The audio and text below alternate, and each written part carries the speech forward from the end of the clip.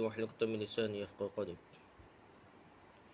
Kita sambung balik kitab kita ni, Sahih Fiqh Sunnah karangan Abu Malik Kamal bin As-Sayyid As-Salim. Sahih Fiqh Sunnah karangan Abu Malik Kamal bin As-Sayyid As-Salim.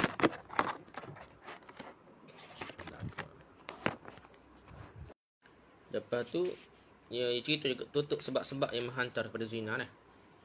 Bukan kita cerita nak hukum hudud saja tak. Hudud. Tapi pintu-pintu pada zina ni kita kena tutup dulu. Kalau kita buka kat, bukan matlamat, kena bincang dulu. Sebab tutup sebab-sebab yang menghantar pada zina, benda-benda yang boleh bawa pada zina kena sekat dulu. Pertama, larangan wanita untuk hentak kaki. Larangan wanita untuk menghentakkan kaki ni bukan hentak kaki saja, semua perkara yang boleh menarik perhatian lelaki dah. Bang ke, pakaian ke, semua perkara yang boleh tarik perhatian lelaki, benda tu dilarang lah. Masalah nak putus macam ada. Apalah. Okey, tutup sebab-sebab berzina. Pertama, larangan wanita untuk hentak kaki ataupun semua perkara yang boleh menarik perhatian lelaki. Yang kedua, sebelum kita bincang bab hudud ni, kita kena sekat perkara-perkara yang boleh menghantar pada zina, menyebabkan zina. Yang keduanya, pandangan, mendudukkan pandangan. Semua perkara yang boleh menyebabkan tertarik pandangan pada perempuan, lelaki perempuan yang boleh menjadi zina, boleh menjadi sebab pada zina, kena sekat awal-awal. Yang ketiga, larangan berdua dengan wanita yang bukan mahram. Jadi jangan semua aktiviti duduk berdua-duaan lelaki perempuan mesti sekat dulu. Kena sekat benda-benda yang boleh membawa kepada lelaki perempuan ni berdua-duaan lah. Sekat lah. Ikut cara mana pun dah. Jangan menggalakkan pula dah. Yang keempat, larangan wanita untuk berpergian tanpa mahram. Maksudnya sentiasa dikawal setia oleh wali-wali ataupun bapak dia, adik-adik lelaki dia, supaya tidak berlaku perkara yang tidak diingini. Yang kelima, larangan wanita keluar rumah dengan memakai wangian. Ni Nabi lagi dah. Pergi masjid pun Nabi lagi orang perempuan pakai wangi-wangi yang menarik perhatian lelaki dah. Yang keenam, larangan seorang wanita menceritakan sifat fizik wanita lain kepada suaminya. Jangan nak cerita lah. Takut bayar untuk lelaki dia lah. Yang ketujuh, perintah memisahkan tempat tidur antara anak-anak. Anak-anak besar kat, dia kena pisah antara lelaki perempuan. Takut takut syahwat dah. Yang ke-8, larangan berbangga dengan jimat persetubuhan dengan cerita kepada orang lain. Yang ke-9, pembatalan berbagai macam bentuk pernikahan yang disepakati oleh kedua pasangan suami isteri. Kita kira ambil pendapat yang ijma' yang sepakat. Contohnya kahwin biasanya ada wali, ada saksi. Jangan kahwin hak jenis ada posyiah muta'ah tu. Ataupun ambil pendapat ganja mazhab lain, setengah tu tak perlu saksi, lain pula tak perlu wali, pada saksi saja. Semua tu pendapat yang canggung dan kalau diterima pun dalam keadaan sangat darurat dah. Dan tidak boleh sah-sah tu asal nak tak sepakatnya hak ni. Iaitu kena ada saksi dua orang, kena ada wali bapak dia ke apa, baru tidak menggalakkan zina dah. Tidak macam di Iran dia pertahankan muta'ah, jadi kajian dia pun terpaksa daftar dah. Tak tahu pok siapa dia dah. Tak ada orang ngaku dah. Jadi anak-anak terbiar dah. Itu sebab itu kena semua perkara yang boleh membawa zina ataupun syubhah pada zina kena sekat awal-awal. Yang 10, larangan berbaunya lelaki dan wanita, jangan campur lelaki dan wanita. Okey, barulah kita nak bincang bab hukum had hukum had. Jangan bincang hukum hudud gapo, sedekah. Islam ni bukan nak hukum nombor satu ni, nak sekat dah. Jadi kita seolah cara hukum dah. Cara hukum ni macam kalau kita buat SOP dah nak. Cara hukum SOP ambil denda ayat ke apa, sedekah pula contoh ataupun praktikal SOP yang jelas ni orang tak faham, tak boleh gitu nak. Macam kita duk cara hukum hudud zina ke apa dah. Kalau kita tak buat perkara yang mencegah dulu, orang berat benar baru kita tangkap dah. Ni tak nak tangkap lebih daripada cegah, tu tak jadilah. Maksudnya undang-undang tu tidak membawa kebaikan pada masyarakat. Begitu juga hukum hudud. Kita sebut hudud, kita tak adil nak hukum orang-orang tertentu di IP lepas, ataupun kita ni biarkan perkara-perkara zina ni berleluasa.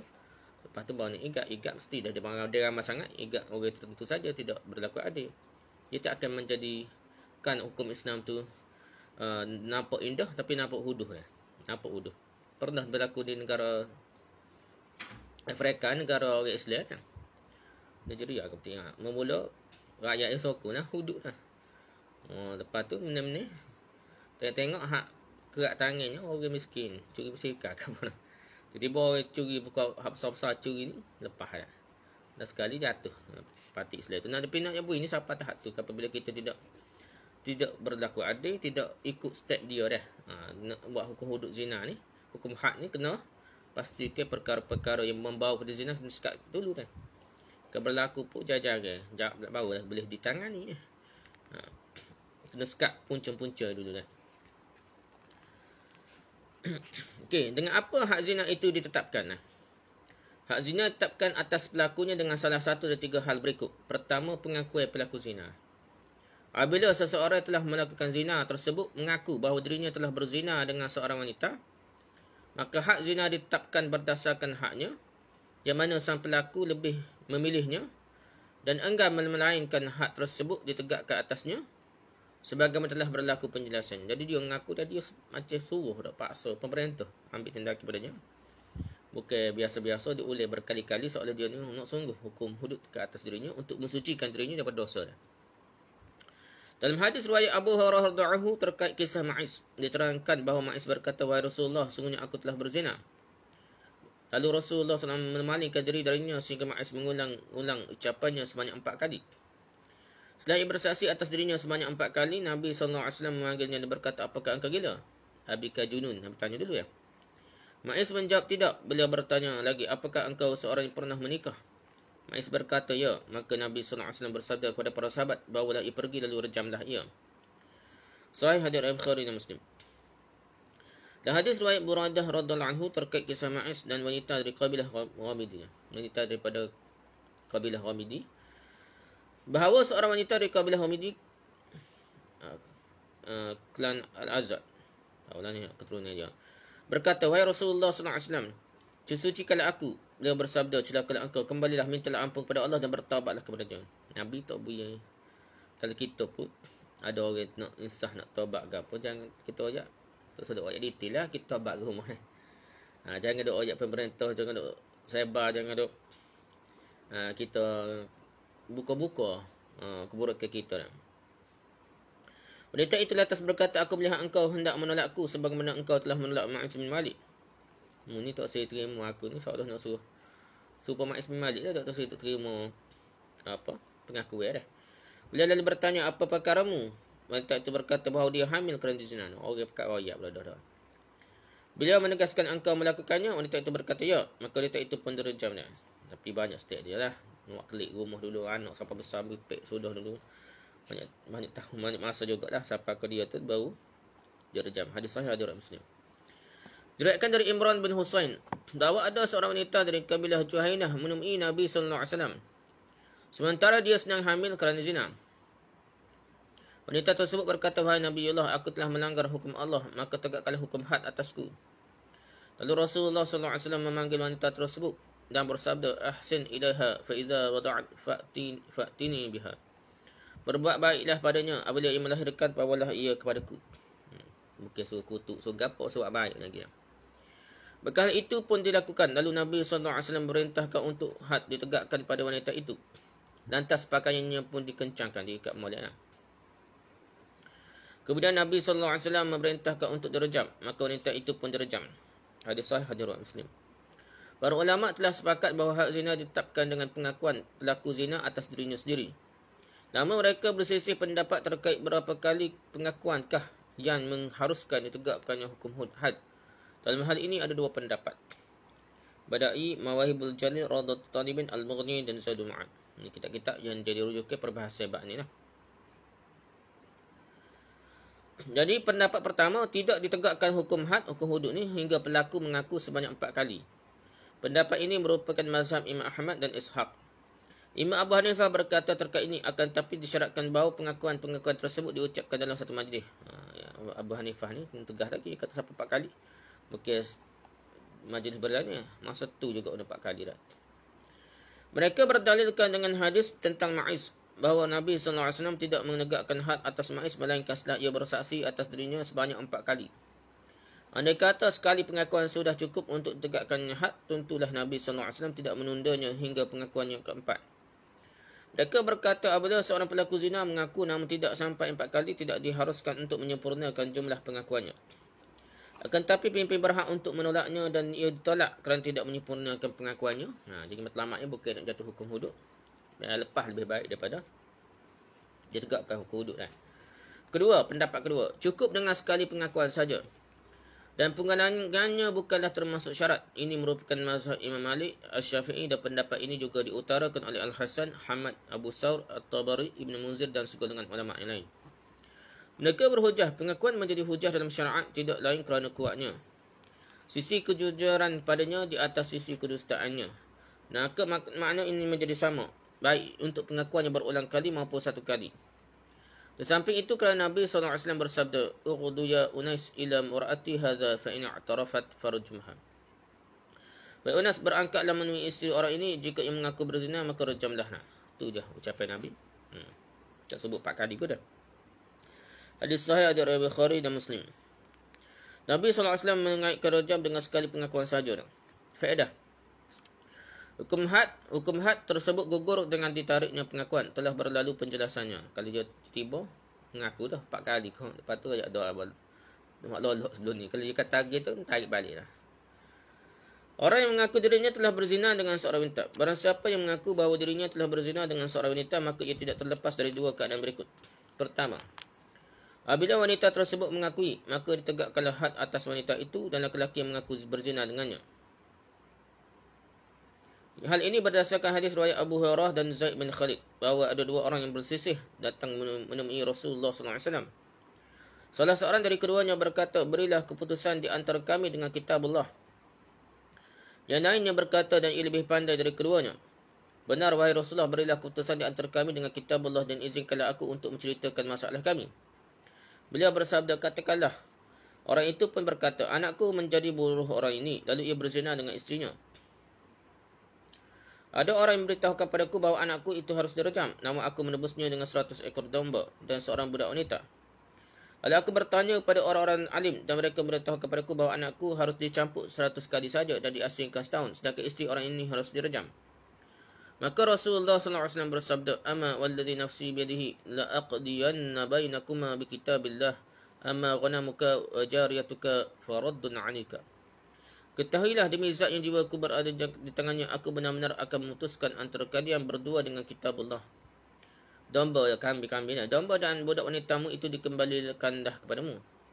Lalu anak orang itu dihukum cambuk 100 kali rotan dan diasingkan selama setahun. Dan beliau memerintahkan Unas al-Aslami yang menemui isteri orang lain tersebut. Beliau yang mengaku berzina, Unas diperintahkan untuk menerapkan hukum rejam pada wanita itu. Lantas wanita itu mengaku dan ia pun direjam. Ada sahih dari Bukhari dan Muslim. Kedua, apabila wanita tersebut berkilah dan mengingkarinya, maka gugurlah hudud darinya. Sementara terkait pelaku zina lelaki yang mengakui, para ulama berbeza pandangan menjadi 3 pendapat. Zadul Ma'ad dan Nailul Awtar. Iaitu, pertama, lelaki itu dikenakan had zina. Ini merupakan mazhab Imam Malik dan Asy-Syafi'i.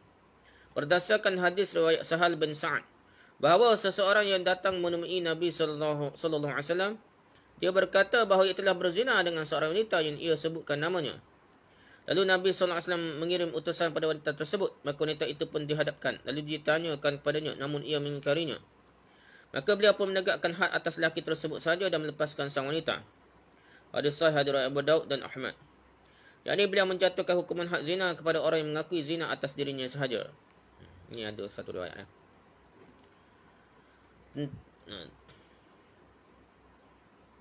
B. Pendapat kedua. Ini pendapat pertama, lelaki itu dikenakan had zina lah. Had zina tu lepas. Kita tak mengaku dah. Lelaki itu dikenakan had qazaf, menuduh wanita berzina bukan had zina. Ini merupakan mazhab Imam Auza'i dan Abu Hanifah kerana pengingkaran sang wanita merupakan syubhat. Ada yang berpendapat bahawa pengingkaran sang wanita tidak membatalkan pengakuan lelaki. Pendapat kedua ni jadi ragu berlaku dah. Takut yang ngoyak saja ke apa. Hak ngaku pun jadi ragu. Dia kena hukum qazaf saja dah. Tuduh wanita itu berzina tanpa bukti 4 orang saksi dia. Yang ketiga, lelaki itu dikenai had zina dan qazaf dua-dua sekali dah. Ini merupakan mazhab Imam Muhammad bin Hasan dan diriwayatkan pula dari Asy-Syafi'i. Hujah mereka iaitu hadis riwayat Ibnu Abbas radhiyallahu anhu bahawa seorang lelaki dari keluarga Bakar bin Lais mendatangi Nabi sallallahu alaihi wasallam. Lalu ia mengakui bahawa ia telah berzina dengan seorang wanita sebanyak 4 kali. Lantas ia pun dicambuk sebanyak 100 kali dan ia seorang bujangan. Lalu tanyakan bukti terhadap wanita tersebut, maka wanita itu berkata, dia telah berdusta wahai Rasulullah. Maka lelaki itu pun dicambuk 80 kali sebagai hukuman qazaf pula, menuduh berzina. Namun hadis ini mungkar.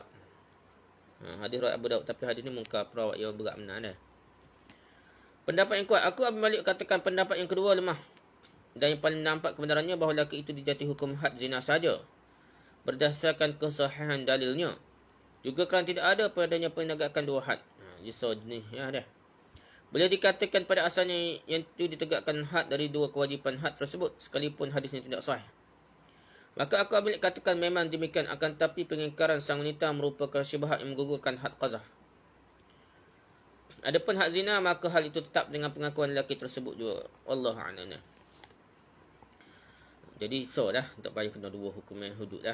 Pada yang kena qazaf saja, kalau zina saja dan gitulah. Yang kedua, hukuman bagi wanita yang terbukti hamil tidak memiliki suami. Apabila seorang wanita tidak memiliki suami dan tidak pula tuan yang menandakan dia seorang budak, lalu didapati dia hamil, maka para ulama berselisih pendapat dalam menyikapi kehamilannya yang disertai bukti yang dapat menguatkan penegakan had terhadap wanita tersebut. Dalam hal ini ada dua pendapat, Ibn Abidin, Asal Madarik dan Ar-Radah. Ada dua pendapat. Pertama, wanita yang hamil tanpa suami ataupun tuan dan tidak pula terdapat syubhat pada kehamilannya, dia dikenakan hukum had. Ini merupakan mazhab Imam Malik dan salah satu dari dua riwayat Imam Ahmad. Syekhul Islam Ibn Taymiyah berserta muridnya Ibn Qayyim memilih pendapat ini. Mereka berhujah dengan dalil berikut. Hujah pertama dah. Hadis Basrah bin Aqsam Al-Ansari, ia berkata, aku menikahi seorang wanita gadis menurut pengakuannya. Lalu aku berhubungan dengannya, ternyata dia dalam keadaan hamil. Lalu Nabi SAW bersabda, bagi wanita itu mahar yang dengannya engkau halalkan kemaluannya untuk dicampuri. Sedangkan anak dikandungnya adalah budakmu. Apabila wanita itu telah melahirkan, maka cambuklah ia. Atau beliau bersabda, maka tegakkan had padanya. Hadis ini dhaif lemah. Ni hamba sahaja.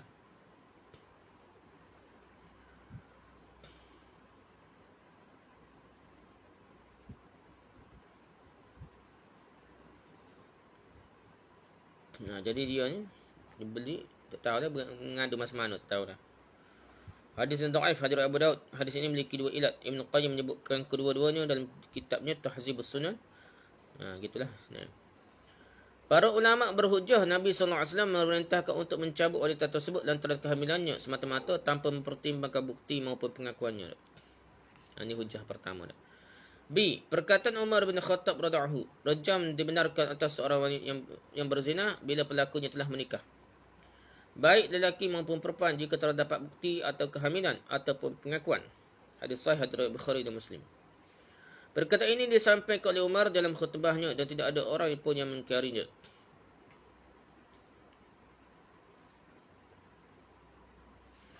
Jadi kehamilan itu antara bukti lah, bukti yang kuat dia berzina dah. Yang ketiga, bukti kehamilan wanita yang belum bersuami merupakan petanda yang jelas atas perbuatan zinanya. Ini lebih jelas dari bukti lainnya. Suatu yang menjadi indikasi atas bukti kehamilan juga menjadi indikasi atas bukti lain, bahkan lebih dari itu. Pendapat kedua, tidak ditetapkan zina dengan adanya kehamilan semata-mata sahaja dah. Akan tapi dengan adanya pengakuan dan bukti. Dengan adanya pengakuan dan bukti dah. Ini merupakan mazhab jumhur ulama dari kalangan mazhab Hanafi, Syafi'i dan pendapat terkuat mazhab Hanbali. Hujah mereka adalah sebagai berikut. Hukum had hudud ditolak dengan adanya syubhat, perkara yang samar berdasarkan ijma', konsensus, sepakat para ulama. Adapun syubhat di sini terjadi dari berbagai-bagai sisi. Boleh jadi kehamilan itu kerana persetubuhan dengan paksa, pemerkosaan. Boleh jadi kerana wanita itu disetubuhi seseorang sementara ia terlelap dalam tidur. Boleh jadi juga kerana persetubuhan yang sama. Boleh juga kehamilan tersebut terjadi dengan memasukkan sperma seorang lelaki ke dalam kemaluannya tanpa adanya persetubuhan, tanpa disedarinya. Ini pendapat masyarakat kita ni. Jadi, mungkin ada orang kena rogo, kena zina dah. Jadi kita zaman-zaman kita dulu ni kena ambil pendapat yang gini. Nah, mudah sikit dah. Tambah-tambah orang nampak Islam ni ganas ni. Bahkan ada ulama kata boleh tangguh rejam dah ni lah. Bukan hapus terus, tapi nak nyebutnya kadang-kadang ni kita nak buat hudud 100 kali rotel tak boleh buat lah. Ada dalam Quran. Nah, jadi bertahap lah dah pelaksanaannya. Tambah-tambah ada usul-usul syubhat. Jadi kita nak tuduh mudah-mudah payah. Kadang orang ni kena rogo, kena gapo. Nah. Jadi kita kira lah ambil yang paling ringan supaya tidak melepaskan seorang daripada hukum hudud ni lebih baik daripada menjatuhkan hukum hudud lah. Terlepas orang betul-betul buat jahat, tapi terlepas lebih baik daripada orang yang tak bersalah dihukum dah. Jadi kita cuba elok dulu dah. Ada syubhat sikit tolak, ada syubhat sikit, ada sama-sama sikit tolak dah. B, hujah pendapat kedua ni. Asal dari Ali bin Abi Talib radhiyallahu anhu bahawa didatang kepadanya seorang wanita dari kabilah Hamdan yang sedang hamil. Lalu dikatakan padanya bahawa wanita ini telah berzina. Ali lantas bertanya pada wanita itu, mungkin lelaki itu memaksamu? Dah, mungkin dia tanya, kena ada, mungkin paksa, kena rogo, kena gapo dah. Wanita itu berkata tidak. Ali bertanya lagi, mungkin lelaki itu mentubuhimu sementara engkau sedang tidur? Wanita itu berkata tidak. Ali kembali lagi bertanya, mungkin engkau memiliki suami dari kalangan musuh kami sedangkan engkau menyembunyikannya? Wanita itu berkata tidak. Maka Ali menahannya hingga ia melahirkan. Lalu dicambuk pada hari Khamis 100 cambukan dan direjam pada hari Jumaat. Maka dibuatkan lubang untuknya di pasar. Hadis sahih darinya diriwayatkan oleh Abdul Razak Ahmad An-Nasa'i dan asalnya ada pada riwayat Bukhari secara ringkas. Ketiga dah. Maksudnya tanya tak mudah nak suruh tak timbul keraguan dah. Asar dari Abu Musa radhiyallahu anhu bahawa ia menulis surat pada Umar radhiyallahu anhu tentang seorang wanita yang disetubuhi seorang lelaki seketika sedang tidur. Wanita itu berkata, seorang lelaki mentubuhiku sementara aku sedang tidur. Demi Allah, aku tidak mengetahui hal itu sampai tuduhan dilemparkan padaku seperti nyala apinya. Jadi dia macam-macam kalau dia ubah. Jadi tak khabar dah. Maka Umar radhiyallahu anhu membalas surat tersebut dengan menulis, engkau tertidur lelap mungkin saja seperti itu. Lalu diperintahkan agar hukum had dibebaskan darinya. Hadis saya diriwayatkan oleh Abdul Razak dan semisalnya oleh Bahaqi, lihat Al-Irwa. Satu saat sampai berita kepada Umar bahawa seorang wanita ahli ibadah hamil. Maka Umar berkata, aku melihatnya bangun di malam hari mendirikan salat. Dia tunduk dan bersujud. Lalu salah seorang lelaki yang jahat mendatanginya lalu mentubuhinya. Lalu wanita itu mendatangi Umar dan menceritakan hal itu kepadanya. Lantas Umar pun membebaskannya. Hadis sahih diriwayatkan oleh Abdul Razak dalam Musannaf. Jadi dia macam kena rogo dah. Nah, jadi benda tu dilepaskan. Kalau ada syubhat sikit pun lepaslah. Aku Malik berkatakan satu hal yang boleh disimpulkan dari dalil kedua-dua kelompok adalah bahawa zina ditetapkan kerana kehamilan wanita tanpa suami kecuali bila terdapat syubhat pada kehamilannya dan zina tersebut tidak diakuinya. Maka ketika itu hukum had dibebaskan darinya. Wallahu a'lam. Okey, ketiga. Jadi dua perkara dah bicara dah. Pertama pengakuan dah, bab pengakuan. Yang kedua hamil dah. Kehamilan tu bukti juga dah. Cumanya bahasan ni lah. Mungkin untuk sangat dirogo ke apa dah. Yang ketiga, penegakan bukti atau saksi-saksi dah. Lihat Ibn Abidin, Hasyim Ibn Abidin, Syarhus Saghir, Radat Talibin dan Nailul Ma'arib. Ini kitab-kitab bercebak ni lah. Okey. Tidak ada perbezaan pendapat di antara ulama fiqh dalam hal bahawa hukuman had, hukuman hudud ditetapkan dengan bukti kesaksian setelah terkumpul syarat-syaratnya. Memandangkan bahayanya zina dan besarnya yang tampak ditimbulkan olehnya, maka disyaratkan dalam persaksian atas zina sebagai berikut. A. Persaksian dari 4 orang atau lebih. Mesti 4 orang atau lebih saksi zina baru boleh dikenakan hukum had terhadap orang yang dituduh zina lah. Tidak ada perbezaan pendapat di kalangan ulama terkait syarat ini. Allah Ta'ala berfirman, Wallati ya'tinal fahishata min nisaikum fastashhidu alihinna arba'atan minkum. فإن شهدوا فأمسكوهن في البيوت حتى يتوفاهن الموت أو يجعل الله لهن سبيلا. Dan para perempuan yang melakukan perbuatan keji di antara perempuan-perempuan kamu, hendaklah terhadap mereka ada 4 orang saksi di antara kamu yang menyaksikannya. Apabila mereka telah memberi kesaksian, maka kurunglah mereka perempuan itu dalam rumah sampai mereka menemui ajalnya atau sampai Allah memberikan jalan yang lain kepadanya. Surah An-Nisa, surah keempat ayat 15. Jadi kena ada 4 orang saksi dah.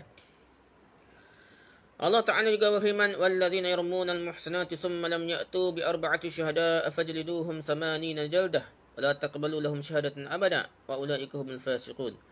Dan orang yang menuduh perempuan-perempuan yang baik berzina dan mereka tidak mendatangkan 4 orang saksi, maka derailah mereka 80 kali. Dan janganlah kamu terima kesaksian mereka untuk selama-lamanya. Mereka itulah orang yang fasik. Surah An-Nur, surah 24 ayat 4. Allah Ta'ala juga berfirman, "Laula ja'u 'alaihi bi arba'ati syuhada' fa idh lam ya'tu bi syuhada'i fa ulaika 'indallahi humul kadzibun." Mengapakah mereka yang menuduh itu tidak mendatang membawa 4 orang saksi?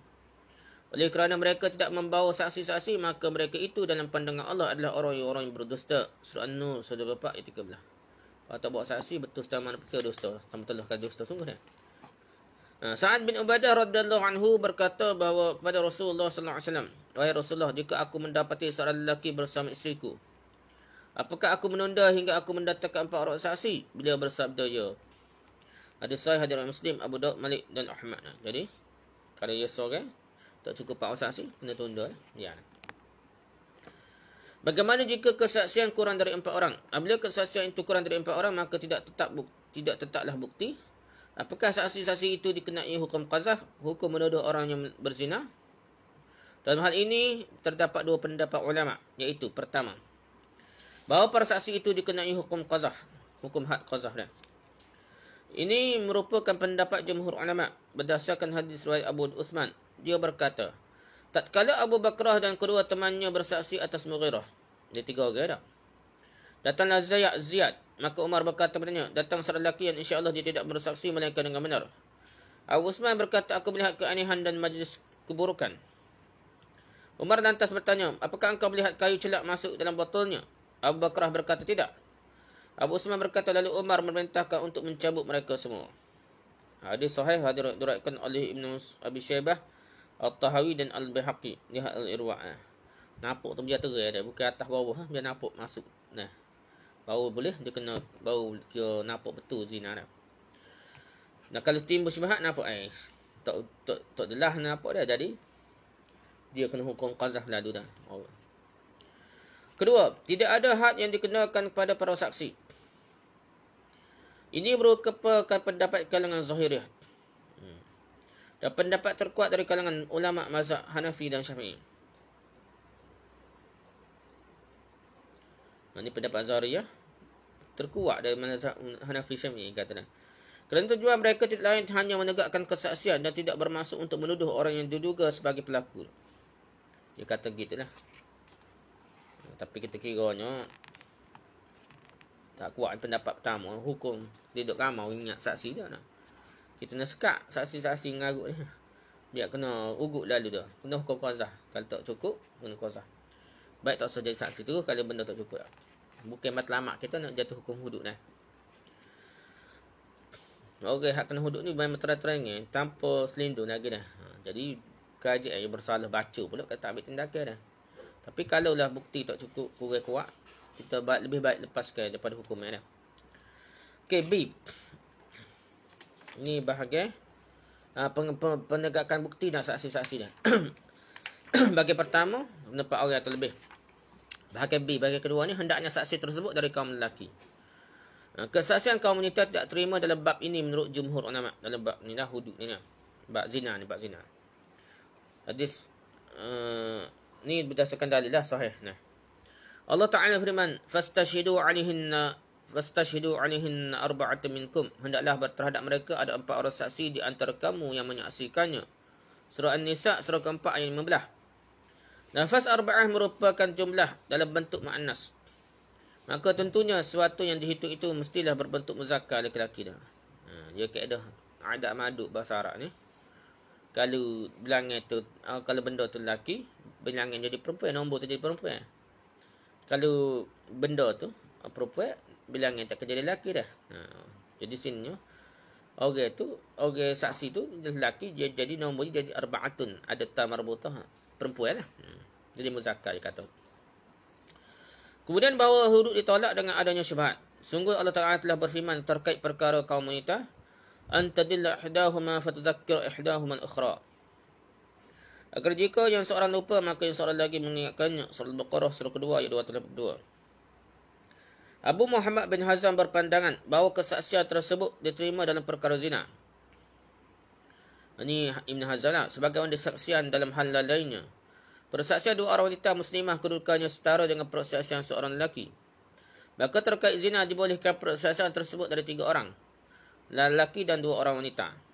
Atau 2 lelaki dan 4 orang wanita. Atau seorang lelaki dan 6 orang wanita. Ataupun dengan 8 orang wanita tanpa ada seorang lelaki pun bersama mereka. Ini pendapat Ibn Hazm Az-Zahri. Dia sorry lah. Wallahi tak ada dah. Yang ketiga. C. Para saksi adalah orang-orang yang berakal. Dengan ini maka tidak terima persaksian orang gila dan semisalnya. Berdasarkan sabda Nabi SAW kepada Ma'iz. Tak kala ia bersaksi atas dirinya sendiri. Apakah engkau gila? Ada sahih dari riwayat Muslim. Dalam lafaz lain bahawa Nabi SAW benar-benar bersabda kepada kaumnya, apakah kalian mengetahui suatu masalah pada akalnya? Yang ini gila yang kerananya kalian dapat mengingkari sesuatu? Ada sahih dari riwayat Muslim. Nabi nak suruh kata gila juga. Kalau ada bukti sikit gila, tak betul ke, sebel ke, jiwa ke. Dia suruh, tu korek lah. Supaya kalau bukti ada buah gila sikit ya, maka lepas daripada hukum wuduk. D. Para saksi dari kalangan orang yang merdeka. Persaksian para budak tidaklah terima dah. Orang merdeka saja boleh jadi saksi. E. Yang kelima dah. Para saksi adalah orang yang adil. Dengan syarat ini maka tidak terima persaksian seorang yang fasik. Allah Ta'ala berfirman, wa ashhidu zawa adli minkum. Dan persaksikanlah dengan 2 orang saksi yang adil di antara kamu. Surah At-Talaq, surah ke-5 ayat 2. Nah, jadi betul-betul adil lah kalau dia tak semuanya bel ataupun rasuah ke apa ke, ada benda-benda karut tiba-tiba nak jadi saksi, kita kira tak terima lah dah. Allah Ta'ala juga berfirman, ya ayyuhallazina amanu in ja'akum fasikum binaba'in fatabayyanu an tusibu qauman bijahalah wa tusbihu 'ala ma fa'altum nadimin.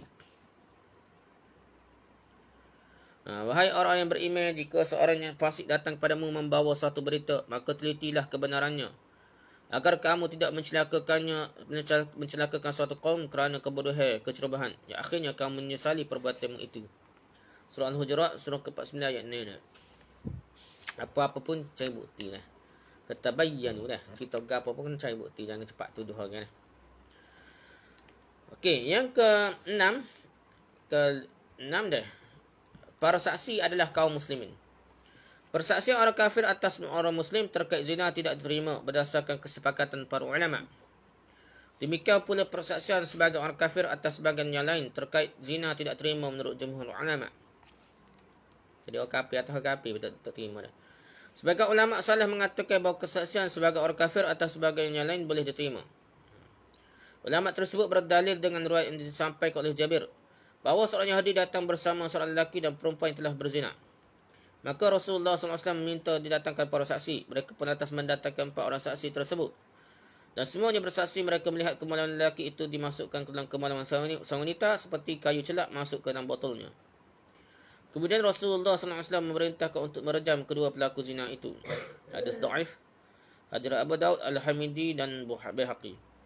Hadis tersebut dhaif lemah. Al-Hafiz Ibn Hajar telah berkomentar bahawa Nabi SAW merajam kedua orang Yahudi itu tidak lain kerana wahyu dan menetapkan hujah di antara mereka. Sebagaimana Allah Ta'ala firman, wa syahida syahidun min ahliha. Seorang saksi dari keluarga perempuan itu memberikan kesaksian.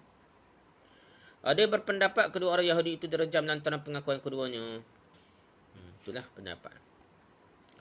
Yang ke-6, yang ke-7. Syarat saksi ni. Para saksi menyaksikan langsung perbuatan zina itu dan mengatakannya dengan jelas bahawa telah terjadi perzinaan. Para saksi itu mengatakan, kami melihat kemaluan lelaki itu di dalam kemaluan wanita sebagaimana kayu celak masuk ke dalam botolnya dan timba masuk ke dalam sumur, dalam telaga dia. Telah dijelaskan sebelumnya bahawa Umar bin Khattab berkata pada Ziyad, apakah engkau melihat kayu celak masuk ke dalam botolnya? Ziyad berkata tidak. Maka Umar pun merintahkan ketiga orang saksi terkait zina tersebut untuk dicambuk, dirotan lah 80 kali rotan, itu hukum qazah. Sah. Jadi hadis sahih lah. Demikian pula dalam hadis tentang Ma'iz, Nabi SAW bertanya kepadanya, la'allaka qabbalta aw ghamasta aw nazarta. Mungkin engkau hanya sekadar menciumnya, meliriknya atau memandangnya saja. Nabi nak suruh timbul keraguan dah. Ma'is menjawab, tidak wahai Rasulullah. Beliau bersabda, Aniktaha, apakah engkau benar-benar bersenggama dengannya? Nabi SAW tidak menggunakan sindiran. Na'is berkata, ya benar. Lantas beliau pun merintahkan para sahabat untuk merejamnya. Hadis sahih dari Bukhari dan juga Imam Ahmad. Dalam lafaz milik Abu Daud dengan sanad yang dhaif, disebutkan bahawa Nabi SAW bersabda, apakah engkau benar-benar bersenggama dengannya? Ma'is berkata, ya. Nabi SAW lantas kembali bertanya, sehingga hilang hal itu darimu ke dalam hal itu miliknya. Dia berkata, ya, bagimu itu masuk pada dalil sungguh. Beliau bertanya lagi, bagaimana hilangnya kain celak yang masuk ke dalam botolnya dan timba masuk ke dalam sumur, ke dalam telaga. Dia berkata, ya. Hadis ini dhaif, hadis Abu Daud, Abdul Razak, Ibn Hibban dan Al-Bahaqi. Jadi hadis ni cerita tanya banyak kali, berapa kali tanya no. So nak pasti betul-betul tidak timbul keraguan sama sekali.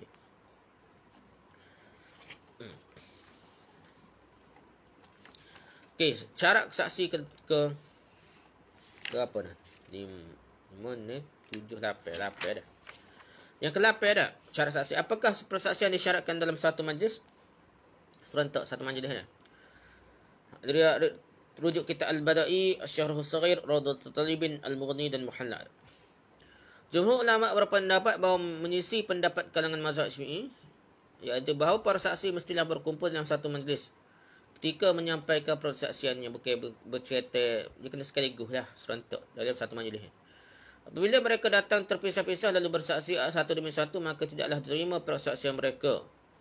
Dan mereka pun dikenai hukum had qazaf, menuduh orang yang berzina, sekalipun jumlah mereka banyak. Itu boleh bercerita sikit-sikit, kena sekaligus. Ulama mazhab Syafi'i kalangan Zahiriyah dan Ibn Munzir berpendapat bahawa tidak disyaratkan para saksi itu bersaksi dalam satu majlis. Akan tetapi kesaksian mereka terima baik mereka menyampaikan kesaksian secara bersamaan maupun berpisah-pisah. Hal ini berdasarkan firman Allah Ta'ala, laula ja'u alaihi bi'arba'ati syuhada. Mengapa mereka yang menuduh itu tidak datang membawa 4 orang saksi dia? Surah An-Nur surah ke-4 ayat 13. Dia itu tidak pun menyebutkan dalam majlis, satu majlis. Tak. Dia hujah gitulah. Pendapat yang kuat, Syekh ni dah, aku Abu Malik, ini Syekh pengarah kitab ni, katakan secara zahir hal inilah yang paling kuat. Sebab membatalkan kesaksian 4 orang dengan sangkaan mereka tidak berada pada satu majlis, maka dalamnya terdapat pembatalan persaksian tanpa dalilnya. Tapi Syekh ni kata terima kalau berasing pun tidak serentak. Padahal Allah Ta'ala telah memfirmankan bahawa itu diterima. Dalam Quran itu sebut saja, tidak mengatakan mesti satu majlis. Tengok keadaan. Yang pentingnya biar tidak timbul keraguan. Apakah kesyarakan tidak adanya penundaan dalam persaksian? Dia ke-9 dah. Tunda ni mesti serentak. Maksudnya bukan satu majlis pun segera. Kalau hak terima boleh lah, tidak satu majlis tak serentak. Tapi boleh kau sapa kau tunda saat berhari kau, tidak masa yang sama kau, tidak masa yang dekat kau dah. Tengok Al-Bada'i, Syarh As-Saghir, Rawdah dan Mughni ni. Okay, ulama mazhab Hanafi berpendapat bahawa disyaratkan tidak adanya penundaan dalam bukti dan kesaksian. Mazhab Hanafi dah. Pendapat ini juga merupakan salah satu riwayat dari Imam Ahmad. Bila para saksi itu mengajukan kesaksian atas seseorang yang pernah melakukan zina di masa lalu, maka had itu tidak diwajibkan tegakkan kepadanya. Dah hak lama dah. Tak terima dah. Saksi lama dah. Berlaku lama dah, lepas tu ricau lama dah. Para ulama tersebut berhujah kerana para saksi itu ketika ia tidak mengajukan kesaksian secara langsung setelah ia melihatnya, maka hal itu menunjukkan bahawa mereka telah memilih untuk menutupi aib orang muslim tersebut. Apabila mereka bersaksi setelah itu, maka hal tersebut menunjukkan bahawa hanya kedengkian yang membawa mereka untuk menyampaikan kesaksian pula. Jadi bukan itu mula nak baik dah, nak tutup keburukan orang. Lepas tu ada tak puas hati apa baru nak deki dia, baru nak royak dah. Jadi kesaksian mereka tidak lagi diterima. Hal ini berdasarkan riwayat dari Umar radhiyallahu anhu bahawa ia berkata, siapa sahaja kaum yang bersaksi atas kejahatan yang berakibatkan pada hukum had, maka mereka tidak bersaksi tak kala kasus itu masih hangat dalam perbincangan. Maka sungguhnya mereka bersaksi lantaran kedengkian sahaja, dan tidak ada kesaksian bagi mereka. Jadi kalau masa orang tengah hangat tu tak tubik lalu, dia susu. Lepas hari habis cerita baru duk berasa nak deki pula, baru nak ajak, tak boleh ada. Dia kena ajak awal-awal masa panas. Masa tengah isu dah. Dia sejuk tak? Tak ada faedah nak. Tidak dinukilkan sama sekali bahawa ada seorang yang mengingkari pendapat Umar tersebut. Para ulama tersebut berkata hal ini telah menjadi kesepakatan ulama, yang ijma'. Di samping itu, kerana penundaan dalam persaksian ini menyebabkan adanya tuduhan dan tiada persaksian bagi orang yang tertuduh. Itulah pendapat. Jadi tertuduh melewatkan saksinya. Jumhur ulama berpendapat bahawa apabila para saksi menyampaikan kesaksian atas kes zina yang telah berlalu waktunya, maka wajib ditegakkan hukum had juga. Sebab ayat yang berkenaan dengannya bersifat umum sahaja dan kerana penundaan itu, kita kira ni lah. Dah. Putus pun dah. Jadi kita kiranya serentak dah. Apa ada kena paksa lah macam-macam dah. Kena lopak tak lopak. Jadi begitulah kita tangguh-tangguh kadang-kadang ada unsur-unsur lain nak paksa yang apa suruh mengaku lah. Jadi tidak ada keikhlasan dan ada mungkin ada eksploitasi pihak tertentu dah supaya dijatuhkan hukuman kepada tertuduh dah. Padalah kali dah. Sekat tu saja perbincangan kita tentang putus pula nah. Lepas sekat tu saja perbincangan kita tertangguh dengan suratul Asr dan tasbih para. Bismillahirrahmanirrahim. Al-Asr innal insana lafi khusr illa alladziina amanu hatta tawasaw bil haqq wa tawasaw bis sabr. Subhanakallahumma wa bihamdika subhanakallahumma wa bihamdika subhanakallahumma wa bihamdika asyhadu an la ilaha illa anta astaghfiruka wa atubu ilaik. Assalamualaikum warahmatullahi wabarakatuh.